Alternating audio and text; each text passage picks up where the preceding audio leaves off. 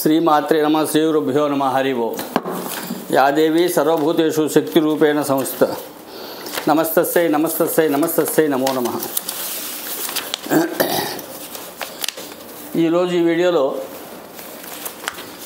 రాఖీ పండగ, రక్షాబంధన్ దీని గురించి వివరంగా తెలియజేయాలని చేస్తుంది. ఎందుకంటే గత 2-3 రోజులుగా సోషల్ మీడియాలో ఈ రాఖీ పండగ ఎప్పుడు, భద్రం కరణం, యోగాలు, అమృత గడియలు అంటూ కొన్ని సోషల్ మీడియాలో హల్చల్ చేస్తున్నాయి.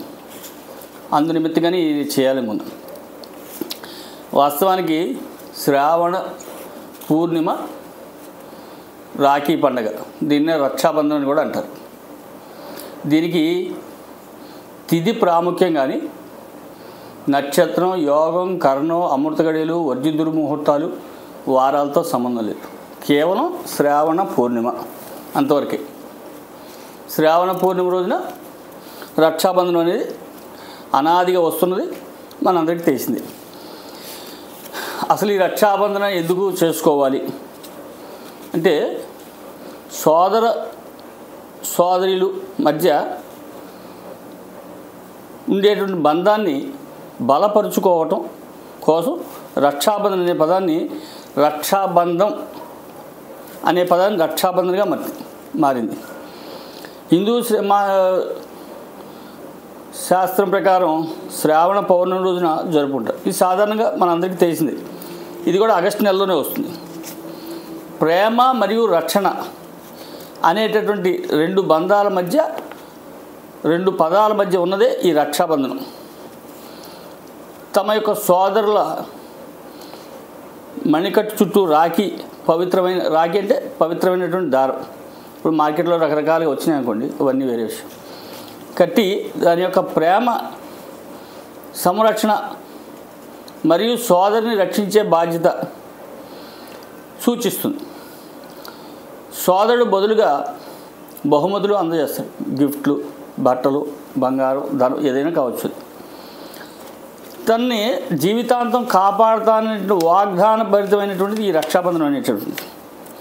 సాంస్కృతిక ప్రాముఖ్యత కలిగిన పండుగల్లో ఇది కూడా ఒకటి.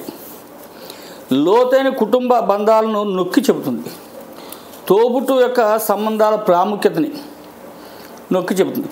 పరస్పర గౌరవం, ప్రేమ, అభిమానాలు, అన్నదమ్ములు, అన్న చెల్లెళ్ళ మధ్య సంబంధాన్ని పునరుద్ఘాటించే రోజే ఈ రక్షాబంధనం. పురాణ ప్రకారం ద్రౌపది మరియు కృష్ణుని చూసుకుంటే, ఒకసారి ద్రౌపది కృష్ణునికి మణికట్టుపై ఉన్న గాయానికి తన చీర కొంగు చించి కట్టుకట్టింది. ఆమె సంజ్ఞతో తాగిన కృష్ణుడు ఆమెను రక్షిస్తానని వాగ్దానం చేశాడు. అది మొదలు మహాభారతం చివరి వరకు కూడా కృష్ణుడు పాండవులను రక్షిస్తూనే ఉన్నాడు. అందుకోసం మనం రక్షాబంధనం చేసుకుంటున్నాం. దీనికి ఇంకో పురాణ కథ కూడా ఉంది. యమ మరియు యమున. యమున అన్నా చెల్లెలిద్దరు కూడా. మృత్యుదేవత యమకు అతని సోదరు యమున ఉంది. ఆమె రాఖీ కట్టిన ఒకసారి. దానికి బదులుగా ప్రతి సంవత్సరం రక్షాబంధన్ రోజున ఆమెను సందర్శిస్తానని వాగ్దానం చేస్తూ ఆమెకు అమరత్వాన్ని ప్రసాదించాడు యమధర్మరాజు గారు. ఇది రక్షాబంధనం యొక్క విశేషం. అంటే ఇప్పుడు కాలగర్భంలో కొన్ని మార్పులు రావడం వల్ల, దేశకాల పరిస్థితుల వల్ల మనం ఏం చెప్తున్నామంటే, నాకు నువ్వు రక్ష, నీకు నేను రక్ష, మనందరం కలిసి దేశానికి రక్ష అని చెప్తున్నాం. అది వాస్తవం. వాళ్ళ ప్రతి మనిషి దేశం కోసం, తమ యొక్క సంస్కృతి సాంప్రదాయాన్ని నిలబెట్టడం కోసం చేయవలసినటువంటి అవసరం చాలా గట్టిగా ఉంది. కాబట్టి ఒకరికొకళ్ళు ఈ పండుగ చేసుకోవడం చాలా సాంప్రదాయంగా వస్తుంది. అయితే ఇదే రోజున ఇంకొక విశేషమైనటువంటి పర్వదినం కూడా ఉంది. అది సమాజంలో కొద్దిమంది దాన్ని అనుసరిస్తున్నారు, కొద్దిమందికి అసలు దీని గురించి తెలియదు. ఇది ఏమిటి అనే ప్రదేశం. దాన్ని చూసుకుంటే వికనస జయంతి. వికనస జయంతి అంటే ఎవరు అసలు ఈ వికనసాచార్యులు వారు అని చూసుకున్నట్టే దానికి మనం వైఖానస సాంప్రదాయం గురించి చెప్పుకోవాల్సి వస్తుంది. వైఖానస సాంప్రదాయం అంటే విష్ణుమూర్తి ఒకసారి బ్రహ్మగారిని పిలిచి, నాయన నేను ఉభయ దేవేరులతో అంటే భూలక్ష్మి శ్రీలక్ష్మితో కలిసి భూలోకంలో విహరించదలిచాను. కాబట్టి నా పూజాది కైంకర్యాలకి కావలసినటువంటి ఒక మునిని లేదా ఒక అర్చకుడిని సృష్టించమని బ్రహ్మగారికి చెప్తే బ్రహ్మగారు చాలా కష్టపడ్డాడు కదా, ఆయన వల్ల కాలేదు అది. ఆ విషయాన్ని మళ్ళా మహావిష్ణువు తెలియజేయడం జరిగింది. అయ్యా నా వల్ల కావట్లేదు, తమరే మార్గం చూపించాలని చెప్పి. అప్పుడు శ్రీ మహావిష్ణువు యోగ నిద్రలో ఉండి ఒక శక్తిని సృష్టించాడు. ఆయనే విఘ్నసాచారు. ఈయన శ్రావణ మాసం, శ్రావణ పూర్ణిమ, సోమవారం, సింహలగ్న సమయంలో ఈ కర్మయోగి భారతావనిలో నైమిషారణ్య క్షేత్రంలో ఆవిర్భవించి భగవదనుగ్రహ విలాసితుడైన తన పేరున రచన చేసింది. దానికే శ్రీ వైఖానస కల్పసూత్రం అని పేరు. ఇప్పటికీ పెద్ద తిరుపతి, అన్నవరం ఇటువంటి వైఖానస క్షేత్రాల్లో ఈ కల్పం ప్రకారమే పూజాది కైంకర్యాలని కూడా స్వామివారికి నిత్యం జరుగుతుంటాయి. ఇది మినహా వేరేం లేదు, ఇంకో శాస్త్రం కూడా లేదు. చిన్న తిరుపతి కానీ, అన్నవరం కానీ, పెద్ద తిరుపతి కానీ ఎక్కడెక్కడైతే వైఖానస దేవాలయాలు ఉన్నాయో, విష్ణుమూర్తి దేవాలయాలు ఉన్నాయో అవన్నీ కూడా వైఖానస కల్పసూక్త ప్రకారమే కైంకర్యాలు జరుగుతుంటాయి. ఈ కల్పసూక్తం యొక్క వాక్యాలు బ్రహ్మ మానసపుత్రులకు భృగ్యాది మహర్షులకు ప్రేరకమై వైఖానస భగవత్ శాస్త్రం అనుగ్రహించి వాళ్ళందరికీ కూడా ఇది ప్రేరకమయ్యి ఒక వైఖానస భగవత్ శాస్త్రం ఒక ప్రామాణిక గ్రంథాన్ని రచించారు. ఆ వైఖానిక కల్పసూత్ర ప్రకారం సంస్కారాలు పొందిన బ్రాహ్మణులు మాత్రమే ఈ వైఖానస భగవత్ శాస్త్రాధ్యయనంకు అర్హులు. అట్టివారు మాత్రమే పరార్థ దేవత యజమునకు సంపూర్ణ అర్హులు. అంటే ఈ యొక్క స్వామివారి పూజాది కైంకర్యాలు చేయడానికి మాత్రమే వారు అర్హులు. వారే శ్రీ వైఖానసులు. అట్టి శ్రీ వైఖానసులు మాత్రమే అనాదిగా దేవాలయందు అర్చనా కైంకర్యాలను నిర్వహించున్నారు.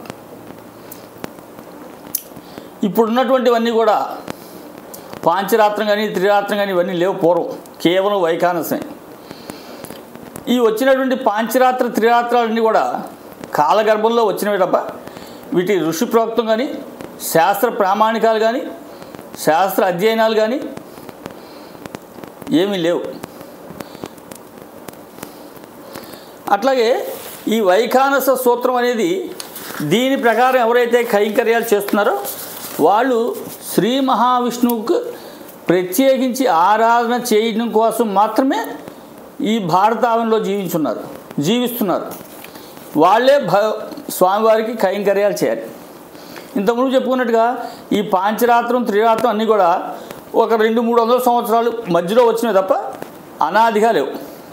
ఈ వైఖానసం విష్ణుమూర్తి ఎప్పుడైతే ఈ భూమి మీద అవతరించాడో ఆనాటి నుండి ఈనాటి వరకు ఉన్నది ఒకే ఒకటి వైఖానస కల్పసూత్రం.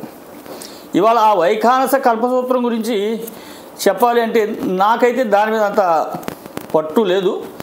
పెద్దవాళ్ళు చాలామంది ఉన్నారు. భగవదారాధనకు, విష్ణు భగవదారాధనకు సంపూర్ణ అర్హులు వైఖానసులు మాత్రమే అని నొక్కాణించేటటువంటి గ్రంథాలు ఉన్నాయి. దాన్ని నొక్కాణించి వేదికల మీద గట్టిగా వాదించి సమర్థంగా దాని విషయం గురించి చెప్పగలిగినటువంటి వాళ్ళు కూడా ఉన్నారు.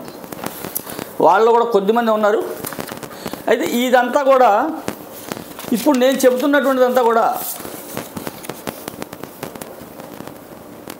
మాకు దగ్గర బంధువులు వేదాంతం గోపాలకృష్ణమాచార్యులు గారిని ముసునూరులో ఉంటారు, కృష్ణా జిల్లా ముసునూరు. వారు రాసినటువంటి గ్రంథాల నుంచి సేకరించి మాత్రమే నేను చెప్పగలుగుతున్నాను. కాబట్టి రక్షాబంధన కన్నా కూడా విశేషమైనటువంటిది వైఖానస జయంతి. ఈ వైఖానస జయంతి అందరూ కూడా జరుపుకోవాల్సిందే. వైఖానసులే జరుపుకోవాలని నియమేం లేదు. ఎందుకంటే విష్ణు భక్తులు అందరూ కూడా పండగ చేసుకోవచ్చు. కానీ ఈ సూత్రం నేర్చుకోవడానికి అర్హులు మాత్రం వైఖానసులే. కాబట్టి వికనస జయంతిని కూడా రక్షాబంధనం ఎట్లా చేసుకుంటున్నామో అట్లాగే చేసుకోవాలనే కోరికతోనే మనస్సంకల్పంతోనే ఈ వీడియో నేను దీంట్లో జోడించడం జరిగింది. కాబట్టి యావత్ భక్త సమాజం కూడా ఈ సంవత్సరం 2024 జరిగేటటువంటి రక్షాబంధనం మీద ఏ విధమైన అపోహలు లేవు, అనుమానాలు లేవు, సందిగ్ధాలు లేవు. ఈ నెల 19వ తేదీ వైఖానస జయంతి, రక్షాబంధనం రెండు కూడా ఒకే రోజు వస్తాయి.